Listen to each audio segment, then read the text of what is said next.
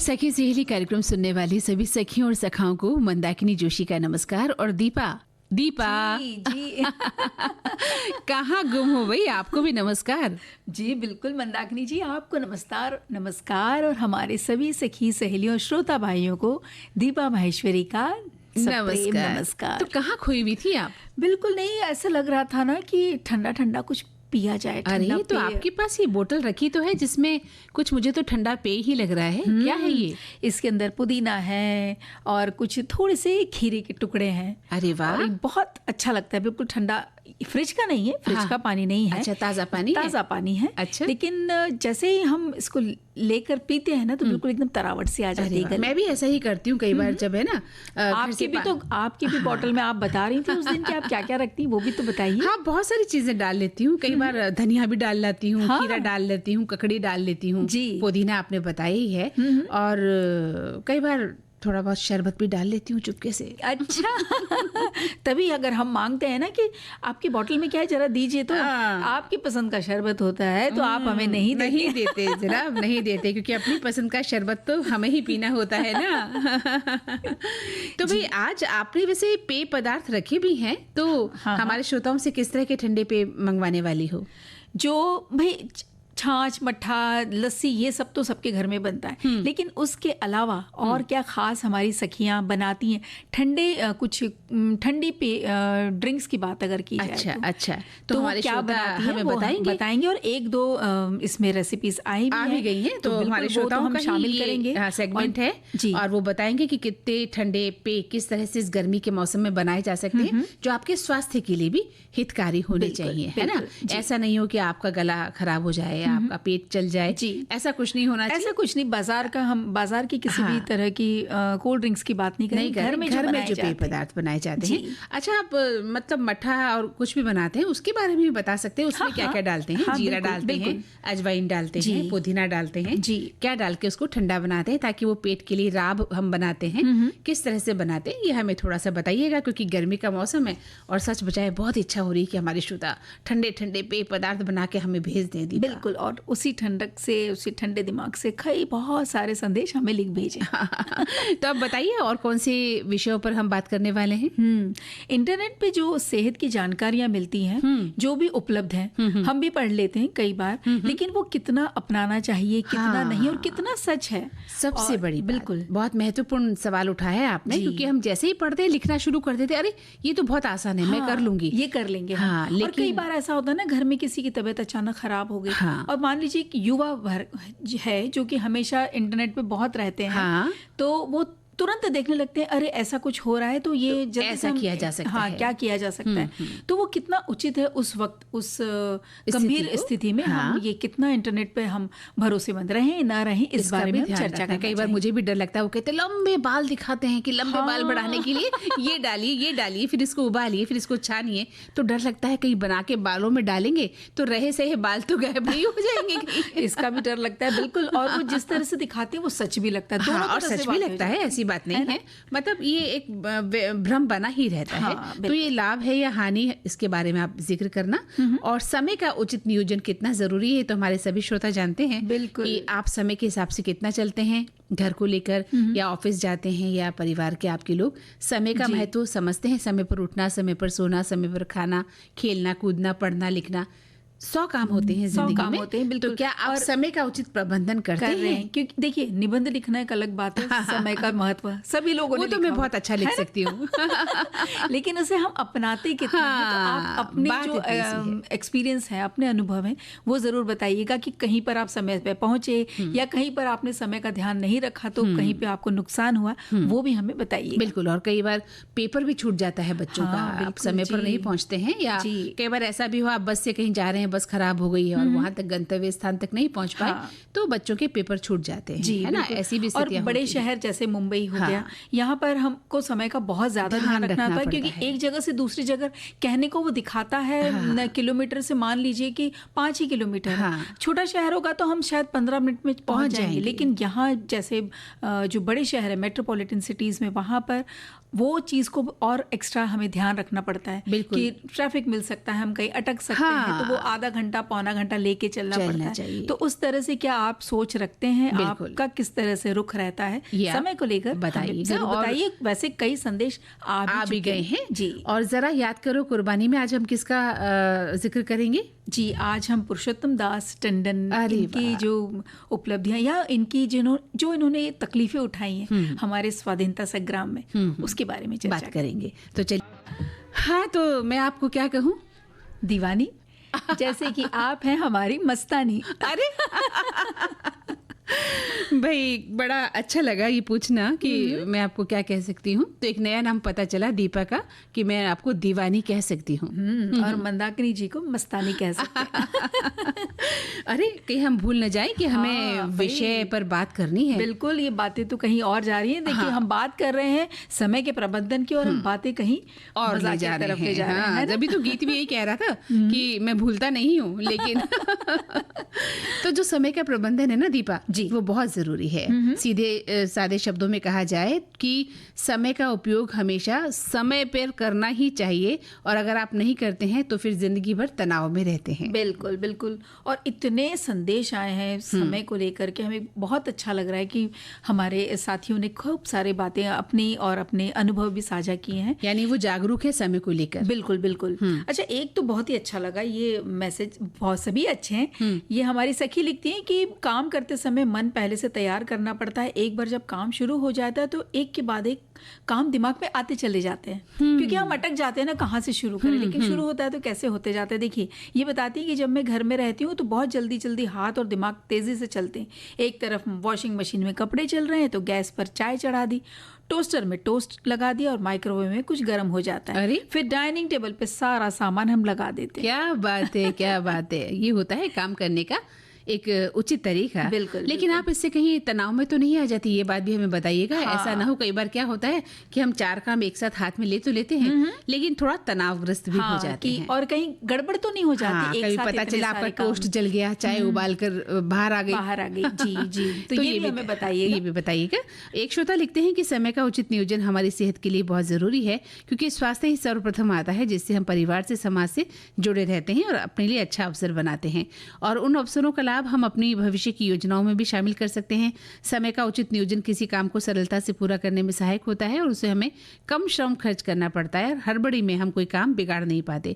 हमारा पैसा भी ज़्यादा लगता है अगर हम ध्यान नहीं देते हैं, और श्रम भी ज़्यादा खर्च करना पड़ता है। एक समयबद्ध तरीके से कार्यक्रम को जब हम पूरा करते हैं तो समय भी कम लगता है और पैसा भी कम लगता है।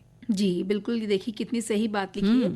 अच्छा, एक और ये संदेश है कि हम ज़्यादा करके काम को टालने के लिए कहीं ना कहीं कुछ समय का बहाना बना देते हैं, लेकिन ये बात बिल्कुल ठीक नहीं है। यदि काम करने वाले सभी कार्यों को उचित विचार करके समय का उचित विभाजन कर लें तो हमारे सभी काम समय पर पूरे हो सकते हैं जी। ये कहती हैं कि मुझे अपने पापा की एक बात हमेशा याद रही कि शादी के बाद मुझे पढ़ने के लिए टाइम नहीं मिलता था। घर में काम बहुत था। पापा को मैं कहती कि टाइम नहीं मिलता पढ़ने के लिए, वो कहते हैं रात को सोने से 2 घंटे कम कर लो तो कभी नहीं कहना होगा कि टाइम नहीं है। अरे वाह, क्या बात है ना। पिता ने सीख दी कि किस तरह से आपको अपना टाइम मैनेज करना है। है ना। हाँ।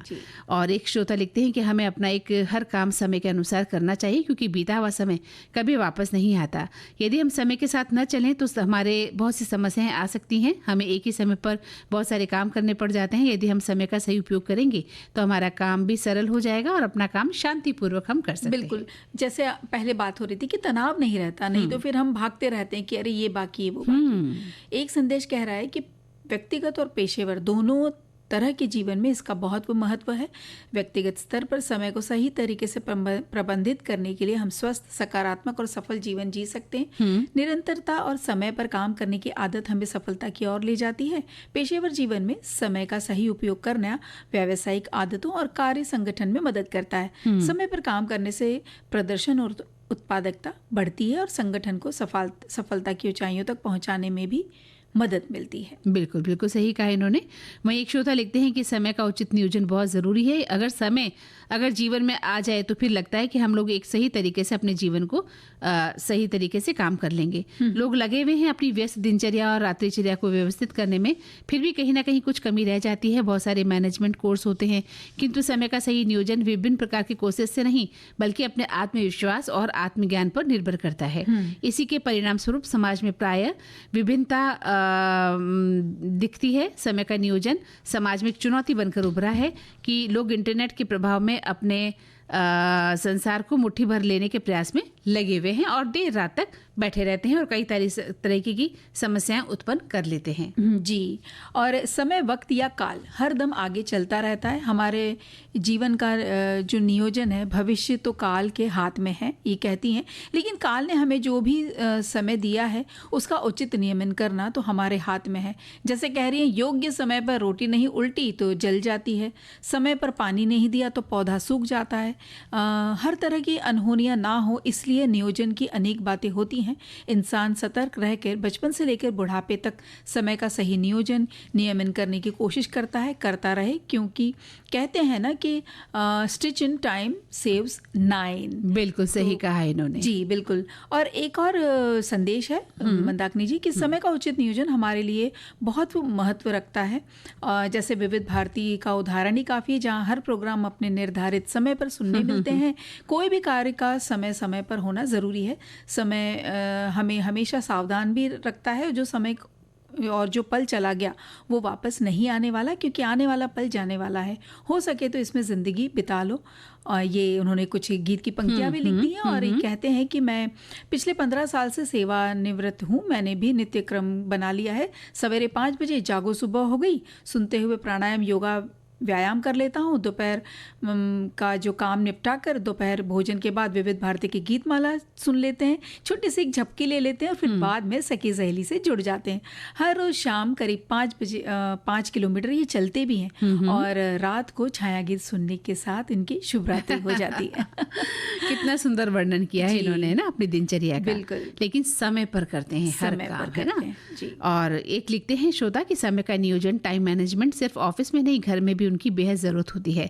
घर में भी इस टाइम नियोजन को लागू करना पड़ता है।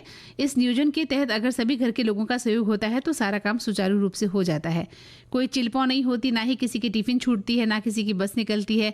टाइम नियोजन मैनेजमेंट में गृहिणियों को नंबर 1 पर रखती हूँ। क्या गजब मैनेजमेंट चलता है। ये बिल्कुल, ये तो सही बात है कि इसलिए वो कहते हैं ना कि मल्टीटास्कर होती है। बिल्कुल। और वो पूरे घर को साथ लेकर चलती हैं, सुबह उठती हैं, देर रात सोती हैं जी। और मजा ले कोई चीज इधर से उधर हो जाए।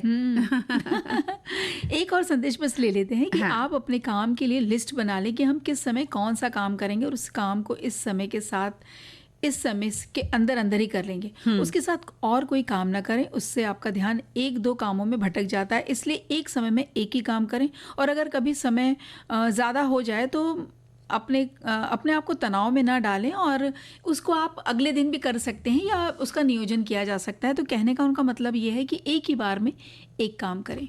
मंदाकिनी जी, एक ये संदेश आया है कि कहती हैं, मैं वैसे तो सुबह जल्दी नहीं उठती हूँ, लेकिन एक बार सुबह उठने के बाद पूरे दिन के काम काज मैं बिल्कुल टाइम से करती हूँ। मेरे हर काम का समय निश्चित रहता है और कहीं जाना हो तो कोशिश करती हूँ समय पर पहुँचा जाए। ये बहुत ज़रूरी है। अगर हमने किसी से वादा किया है कि हम 4 बजे आएंगे, अब कहने को हम कह देते हैं 4 साढ़े 4 बजे तक आएंगे, लेकिन नहीं, ऐसा नहीं है। हम 5 बजे 5:30 बजे पहुँचते हैं और सामने वाला भी हमारा इंतजार करता रह जाता है। उनका भी तो टाइम बहुत महत्वपूर्ण है, या उनका कोई ज़रूरी काम है वो कर सकते होंगे। तो जब पहुंचने वाले हैं तभी का टाइम दीजिए। तो ये एक बहुत ज़रूरी बात थी जो कि चाह रहे थे कि हम अपने सभी सखियों के साथ साझा करें। बिल्कुल सही कहा आपने मंदाकिनी जी। आज हम नमन कर रहे हैं क्रांतिवीर पुरुषोत्तम दास टंडन को। हाँ बिल्कुल जी। आप वो स्वाधीनता सेनानी हैं जिन्होंने हिंदी भाषा को आगे बढ़ाने और इसे राष्ट्रभाषा का स्थान मिले, ऐसे उन्होंने बहुत प्रयास किए और राजश्री के नाम से भी आप बहुत प्रसिद्ध थे। हमारे देश के राजनीतिक और सामाजिक जीवन में नई लहर पैदा करने के कारण आपको कर्मयोगी भी कहा गया और 1961 में देश के सर्वोच्च नागरिक सम्मान भारत रत्न भी आपको प्राप्त है। जी बिल्कुल।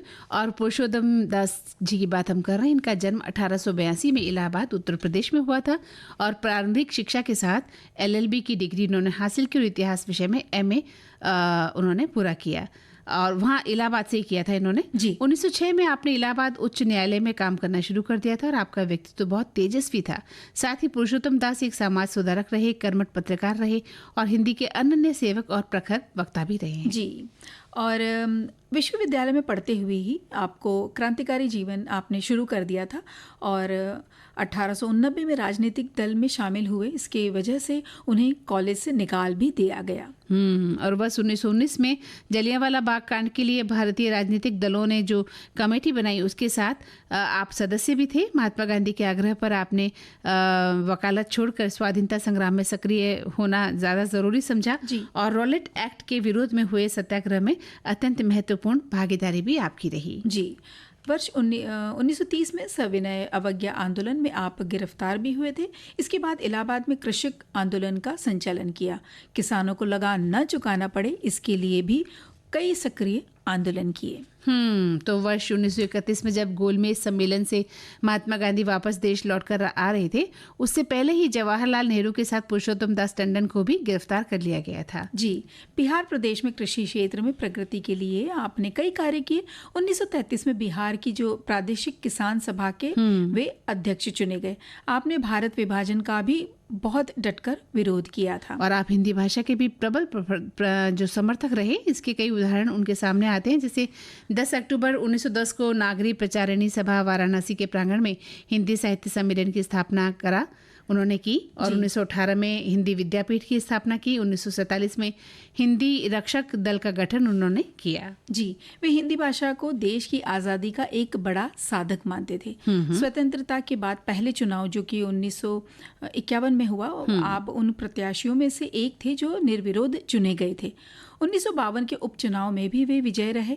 1962 के चुनाव में भी आपने जीत हासिल की और उत्तर प्रदेश के विधानसभा के प्रवक्ता के रूप में 13 वर्ष तक उन्होंने काम किया, यानी 1937 से 1950 तक उनका काम लगातार होता रहा। और हिंदी भाषा को देश में अग्रणी स्थान दिलाने के लिए जो उन्होंने प्रयास किए, वर्ष 1961 में भारत रत्न से उनको सम्मानित भी किया गया। जी।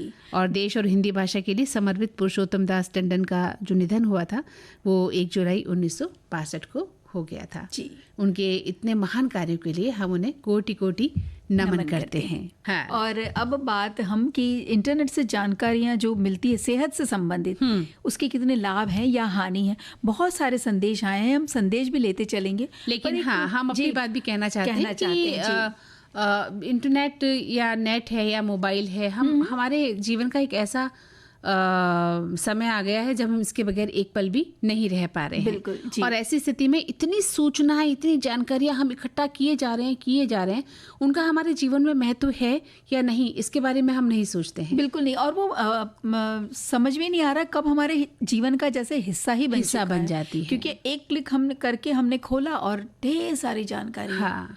अब यही उसका कितनी वो सही है जानकारी, कितनी सटीक है, हमें पता नहीं होता। लेकिन कभी कभी तरह से प्रस्तुत किया जाता है, हमें लगता है बस यही करना चाहिए। हाँ, यही करना चाहिए। और दूसरा एक बात और है कि आप और हम तो समझदार हैं, जो बाल मन है ना, बच्चे, उनके दिलो दिमाग पर बुरा असर पड़ता है, क्योंकि उनके हाथ में मोबाइल रहता है और वो देखते रहते हैं। उनको सूचनाएं चाहिए, जानकारियां चाहिए। उनका जीवन अभी सूचनाओं पर ही उनकी जिंदगी है। दुनिया भर की इन्फॉर्मेशन वो इकट्ठा करते हैं। ऐसे में जब उन्हें कोई ऐसी इन्फॉर्मेशन मिलती है जिस पर एक सवालिया निशान खड़ा हो जाए, तो वहाँ दिक्कत आती है, क्योंकि उनका जो बाल मन है, कच्चा मन है, वो उसे स्वीकार कर लेता है और बाद में कई बार धोखा भी खा जाता है। जी बिल्कुल। और जो इंटरनेट की जानकारी, जैसे हम कह रहे थे कि एक क्लिक की दूरी पर है, ऐसे में लोग अपनी बीमारी के निदान और उपचार के लिए इंटरनेट पे भरोसा कर ही लेते हैं, बजाय इसके कि हम किसी चिकित्सक के पास जाएं, डॉक्टर के पास जाएं, हम वहाँ से सलाह लें। इस तरह खुद अपने शरीर में लक्षण ढूंढना और खुद इलाज तय कर लेना, ये जोखिम भरा हो सकता है। और इंटरनेट हमारी जानकारियों का पहला और सबसे सुलभ स्रोत हो चुका है, इसलिए बहुत से लोग बीमारी का पता लगाने और इलाज के लिए इस पर भरोसा भी करने लगे हैं। बाल अधिक झड़ रहे हैं तो इंटरनेट खोजने लगते हैं, सांस फूल रही है तब भी हम इंटरनेट पर सर्च करने लगते हैं। हालांकि इसके कारण गलत फहमियां, पनपने, गलत उपचार होने और या रोग बढ़ जाने, यहाँ तक कि कोई गंभीर बीमारियां होने का भी मंदाकिनी जी खतरा हो जाता है। बिल्कुल सही कहा आपने दीपा कि मान लीजिए हमें आधी रात को पेट के निचले हिस्से में दर्द उठता है।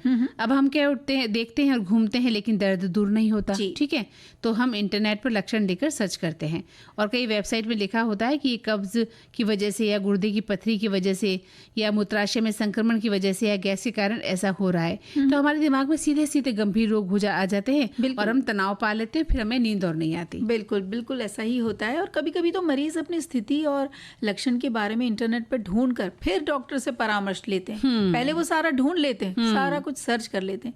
वो जो पढ़ते हैं उसके आधार पर कई बार उन्हें उनसे फिर बेबुनियाद सवाल करते हैं और डॉक्टर नाराज भी होते हैं। मैंने देखा है ऐसे लोगों को कि वो डॉक्टर से तर्क कुतर्क कर रहे हैं, फिर डॉक्टर कहते हैं कि आप डॉक्टर हैं या मैं डॉक्टर हूँ। हाँ बिल्कुल।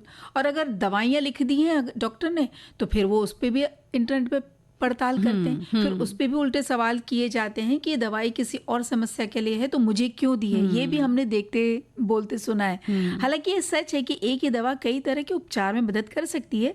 अब ये तो देखिए कोई एक अनुभवी डॉक्टर है वो ही बता सकता है। हमें लगता है कि जो सामने सामने बस जितनी जानकारी हम उसी की उथली जानकारी पे ही हम भरोसा कर बैठते। बिल्कुल सही कहा आपने। और वेबसाइट को मरीज की मेडिकल हिस्ट्री और अन्य लक्षणों के बारे में तो कुछ पता नहीं होता दीपा। तो सही निदान के लिए तो ये जरूरी है ना कि डॉक्टर तो सब चेक करता है, उसे पता नहीं होता और हम उस पर विश्वास कर लेते हैं। खास तौर पर हमारे देश में मधुमेह और दिल की बीमारियां एक आम बात है और ऐसे में गलत निदान मरीज की स्थिति को और बदतर बना देता है। बिल्कुल। अब आम आदमी के लिए इंटरनेट पर पढ़कर अपनी बीमारी का ठीक से पता लगाना तो देखिए संभव नहीं है। कभी कभी गंभीर बीमारी की अनदेखी हो जाती है या कुछ मामलों में बेवजह ही गंभीर बीमारी की चिंता हमें सताने लग जाती है। अब लोग टेस्ट कराने के बाद इसके परिणामों को भी इंटरनेट की मदद से समझाने की कोशिश, है ना, ऐसा भी होता है। हम वहाँ पे भी रीडिंग्स को चेक करते हैं कि ये नॉर्मल है, नहीं है, हाई है या लो है, इस तरह की बातें होती है ना।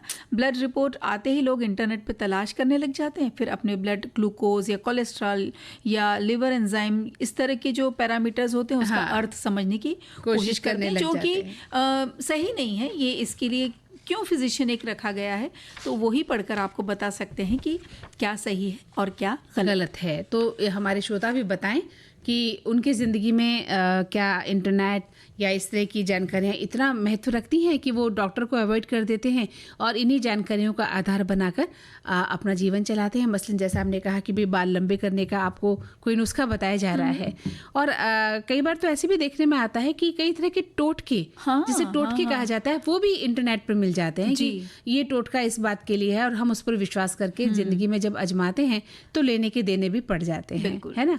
गलत फहमियाँ अलग उत्पन्न हो जाती हैं दो इंसानों के बीच में। तो ऐसे इतना आपको नहीं बनना है, मतलब क्या कहना चाहिए, अंधभक्त नहीं होना चाहिए। विश्वास करें, देखें, परखें पहले कि जो बात बताई जा रही है वो कितनी सही है और हमारे लिए कितनी सही साबित हो सकती है। हाँ जी दीपा, बताइए कुछ।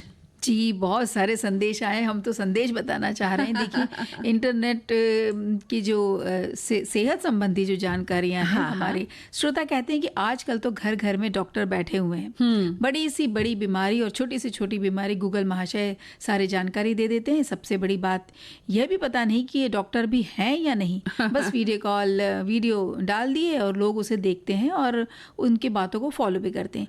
एक परिचित डॉक्टर से बात हुई तो उन्होंने कहा कि जब सारी जानकारियां आपको इंटरनेट पे मिली जाती है तो आपके स्वास्थ्य के बारे में भी बता देगा। हम तो बेकार इतनी मेहनत मेडिकल की पढ़ाई करके बैठे हैं, लेकिन ज़रूरी नहीं कि हर एक की बीमारी का एक ही लक्षण और सभी के शरीर में होता है। कुछ बीमारियां तो इतनी साइलेंट किलर होती हैं, बिल्कुल बाद में जाके पता चलता है, जैसे कि कोई लिवर की बीमारी होगी। कोई भी वीडियो और गूगल सर्च आपकी बीमारी का इलाज नहीं कर सकता, इसलिए नीम हकीम खतराए जान। बिल्कुल है ना। और हमारे श्रोता लिखते हैं कि इंटरनेट से सेहत की जानकारियाँ हम लेते तो हैं भाई, एक ऐसा विषय है जिसके फलस्वरूप ऐसा लगता है कि सभी अपने अपने बौद्धिक क्षमता के अनुसार इंटरनेट रूपी पैमाने से शरीर शास्त्र जैसे अथाह सागर को नापने का प्रयास कर रहे हैं। फिर कहावत भी है कि जिन खोजा तिन पाइया, गहरे पानी पैठ, और शरीर सागर की गहराई तो अपने आप में ही अनुसंधान की अपेक्षा में है। इसलिए पैमाने डालते रहें और हानि लाभ झेलते रहें। ठीक हुए तो ठीक, नहीं तो मृत्यु आखिर सत्य है ही। बिल्कुल कटु सत्य है। ऐसे हाँ, ऐसी गलती हमें नहीं करनी चाहिए कि आपकी जान को खतरा हो जाए। जो भी आपने थोड़ी देर पहले भी कहा था कि वहीं तक विश्वास करें जहां तक वो सही हो। ठीक है, जो प्राथमिक चिकित्सा तक ठीक है। हाँ। जब तक कि हम डॉक्टर के पास नहीं जा पा रहे तब तक आपने कर लिया, वहां तक ठीक है। लेकिन हम सोचे कि बिल्कुल वहीं से देख के, इंटरनेट से देख के समझ के कर लेंगे, वो गलत है। और स्वास्थ्य के अलावा भी बहुत सारी चीजें हैं दीपा जी, जो हम वो कहते हैं ना, आंख मूंद कर विश्वास करने लग गए हैं। तो ये विश्वास जो है कई बार हमारे लिए घातक हो जाता है। जी, इंटरनेट बच्चों और युवाओं के स्वास्थ्य के बारे में जानकारी का एक समृद्ध स्रोत हो सकता है, लेकिन ये हमेशा स्पष्ट नहीं होता कि जानकारी विश्वसनीय है या नहीं। विश्वसनीय स्वास्थ्य जानकारी वस्तुनिष्ठ, निष्पक्ष और वैज्ञानिक साक्ष्य पर आधारित होनी चाहिए। बिल्कुल ठीक है। और वैज्ञानिक साक्ष्य अगर चाहिए तो भाई डॉक्टर जिन्होंने कि इतने सालों से पढ़ाई की, जो स्पेशलाइज्ड हैं, जो कि विशेषज्ञ हैं, उनके पास जाना जरूरी है। हमेशा नहीं भी नहीं हो तब भी हम अपने मन से कुछ न लें या जानकारी प्राप्त करके कुछ या सुनी सुनाई बात पर भी हम विश्वास कर लेते हैं। हमें किसी पड़ोसी ने कहा ऐसा कर लो, हम कर लेते हैं। किसी ने कहा वैसा कर लो, हम वैसा कर लेते हैं, है ना। और हम डॉक्टर के पास जाने से कतराते हैं। वो हमारे लिए बहुत मुश्किल पैदा कर देता है। बिल्कुल। और एक ने लिखा है कि आजकल यूट्यूब पर एक्सपर्ट डॉक्टर की भरमार है, और खास बात यह है कि इनके बताए हुए इलाज हम बिना सोचे समझे आजमाते हैं। बस लाइक करो, शेयर करो, यही इनका फंडा होता है। लेकिन हमारे फैमिली डॉक्टर पे विश्वास हमें रखना चाहिए और इस बारे में उन्हीं से सलाह लेनी चाहिए। न लेने पर हमारा ही नुकसान हो सकता है। बिल्कुल। एक संदेश है कि इंटरनेट पर उपलब्ध जानकारी हमेशा सटीक नहीं होती और गलत जानकारी से नुकसान हो सकता है। ऑनलाइन स्वास्थ्य जानकारी पर बहुत अधिक ध्यान देने से चिंता और तनाव बढ़ जाता है। इंटरनेट पर लक्षणों के बारे में जानकारी देखकर खुद को बीमार समझना, बिना डॉक्टर से सलाह लिए इलाज करना खतरनाक हो सकता है। और स्वास्थ्य संबंधी जानकारी जो यहाँ मिलती है उससे समय भी बर्बाद होता है। हमें नेगेटिव जो विचार आने लगते हैं और तनाव बढ़ सकता है। सोशल मीडिया और ऑनलाइन गेमिंग स्वास्थ्य के लिए हानिकारक हो सकते हैं। ऑनलाइन निजी जानकारी साझा करने से भी खतरा हो सकता है, मतलब इसका भी हो सकता है। बिल्कुल बिल्कुल जी। और बच्चों के लिए इंटरनेट का अधिक उपयोग मानसिक और शारीरिक स्वास्थ्य को नुकसान पहुंचाता है। बच्चे देखिए ना, कमरे में कैद होकर रह गए हैं। उन्हें ना तो खिलखिलाना आता है, ना कोई उनको मजाक करना आता है, ना कोई खेलना, क्योंकि उनका सारा ध्यान इंटरनेट पर है। मोबाइल उनके हाथ में है, वो वहीं तक सिकुड़ कर रह गए। उनका जो व्यक्तित्व निखर कर आना चाहिए दीपा, वो कहाँ आ पाता है। जैसा हम बचपन में खेला करते थे, गिरा करते थे, चोट लगा करती थी, खून आया करता था, माता पिता के चपत खा लिया करते थे, डॉक्टर के पास जाके पट्टी होती थी, है ना। ये सब चीजों से तो वो नावाकिफ है। बिल्कुल। देखिए ना, ये एक बहुत अच्छा सा मैसेज है कि इंटरनेट की से सेहत की जानकारियां, ये कहते हैं कि मेरे फैमिली डॉक्टर ने बड़ा सा पोस्टर लगाया है, अगर आप गूगल से जानकारी लेकर डॉक्टर से चर्चा करना चाहते हो तो गूगल से ही दवाई भी ले लेना। बिल्कुल सही कहा। हाँ दीपा, मन तो करता है कि ये समय यही रुक जाए और हम यूं ही बातें करते रहें सखी सहेली के इस मंच पर अपनी सखी और सखाओं से। लेकिन समय का नियोजन भी हमें देखना है। अच्छा, एक और बात यहाँ पे हमारे एक सखी ने लिखी कि मुझे इत्तेफाक, मैं ये इसे इत्तेफाक कहूँ या कुछ और समझूं, लेकिन जब हमने गाना ये सुना था ना, मुझे दर्द रहता है, तो उनके भी ख्याल में वही आ रहा था, वो वही गाना गुनगुना रही थी और बस उसी वक्त हमने ये गाना बजा दिया। इसे कहते हैं टेलीपैथी, यानी हमारा दिल आपसे मिलता है। एक फिल्म आई ना, हमारा दिल आपके पास है। बस वो उसी तरह का ही कनेक्शन है, मामला हो रहा था ना। तो चलो, अब प्यास लग गई है, कुछ ठंडा पी लेते हैं। देखिए, एक रेसिपी देने से पहले एक संदेश पढ़ दूं। हमारे एक श्रोता लिख के भेजते हैं कि गर्मियों का मौसम आते ही ठंडी चीज खाने का दिल करता है। लस्सी, दही, शरबत और ठंडा पानी बहुत अच्छा लगता है। गर्मियों का मौसम गर्म होता है, बार बार प्यास लगती है, और बेल का शरबत, ये सब बहुत अच्छा लगता है उन्हें। साथ में खीरा, ककड़ी, प्याज का सेवन करना चाहिए। सत्तू भी बहुत गर्मी पर पीने में जा सकता है। ये जी हाँ, ये ठंडक देता है शरीर को। और लोग अक्सर फ्रिज का पानी पीते हैं, लेकिन नहीं वो करना चाहिए, हमें मटके का पानी पीना चाहिए। ठीक है, कभी कभी आइसक्रीम, कुल्फी का अपना मजा होता है, ले लीजिए, लेकिन ये जो बच्चों को ये जो कोल्ड ड्रिंक्स वगैरह पिलाते हैं, ये हमारे श्रोता लिखते हैं कि इससे हमें खुद भी बचें और अपने बच्चों को भी बचाएं। जबकि होता क्या है कि फ्रिज में न जाने कितनी बोतलें भरी रहती हैं आगे तक के लिए। होती है ना। हाँ, कोल्ड ड्रिंक की, कोल्ड ड्रिंक्स की, और उसके न जाने कितने कितने तरह की वैरायटी बनती होती है ना जी। एक श्रोता लिख रहे हैं कि मेरे घर में गर्मियों में ज्यादातर आम का पन्ना बनता है, जिसे हम बिहारी आम झोरा कहते हैं।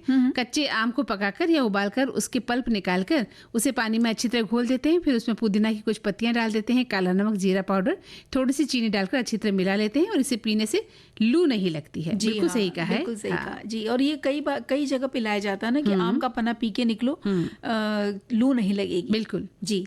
अच्छा, ये एक हमारी श्रोता ने लिखा है कि बेल का शरबत हम रोज पी सकते हैं इन दिनों में। ये बनाने में भी बहुत आसान है, बस बेल को तोड़ो और पानी मिलाकर अच्छे से मसल लो और जो बीज है वो निकल जाए, इतना आप उसको अच्छे से मसल लीजिए।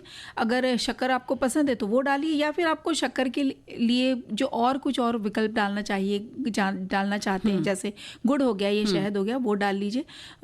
थोड़ा सा नमक डाल लीजिए और फिर ठंडा ठंडा पीकर देखिए। ये स्वास्थ्य के लिए भी बहुत लाभदायक है और पाचन तंत्र को भी स्वस्थ बनाता है। बेल का शरबत तो कई लोग तो रोज ही पीते हैं, रात को बेल को जो है पानी में डालकर रख देते हैं और सुबह उसको इसी तरह से उसका शरबत बना लेते हैं जी। एक श्रोता लिखते हैं कि पके बेल को तोड़ लें, सारे गुदा को निकालकर इसमें पानी में डालकर घोल लें, छलनी से छानकर इसके सारे बीज और रेशे निकाल लें, इसमें थोड़ी मात्रा में चीनी मिला दें, घोल को तैयार करके फ्रिज में रख दें।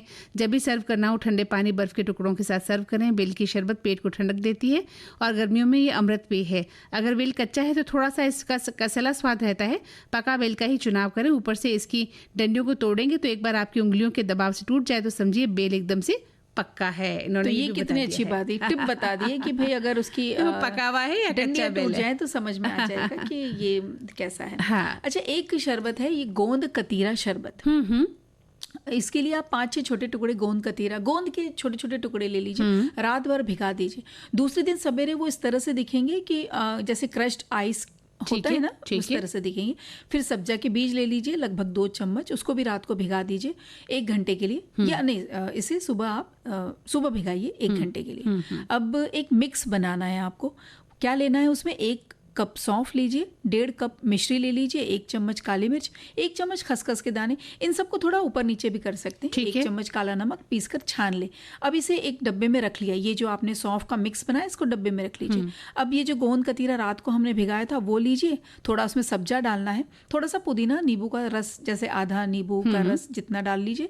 अब ये जो सौंफ का मिक्स है वो 2 चम्मच डाल लें और ऊपर से आइस क्यूब्स डालकर इसको मिक्सर में घुमाल के बिल्कुल ठंडा सर्व कीजिए, बहुत अच्छा लगता है। क्या बात है भाई। तो देखा दीपा, ये ठंडे पे पीते पीते हमें समय का पता ही नहीं चला कि अब समय इजाजत नहीं दे रहा है और बात करने का, है ना?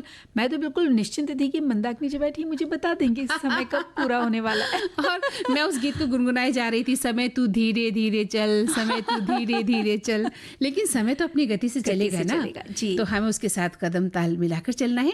तो इस कार्यक्रम से यानी सखी सहेली कार्यक्रम से मंदाकिनी जोशी और दीपा माहेश्वरी को दीजिए इजाजत। नमस्कार।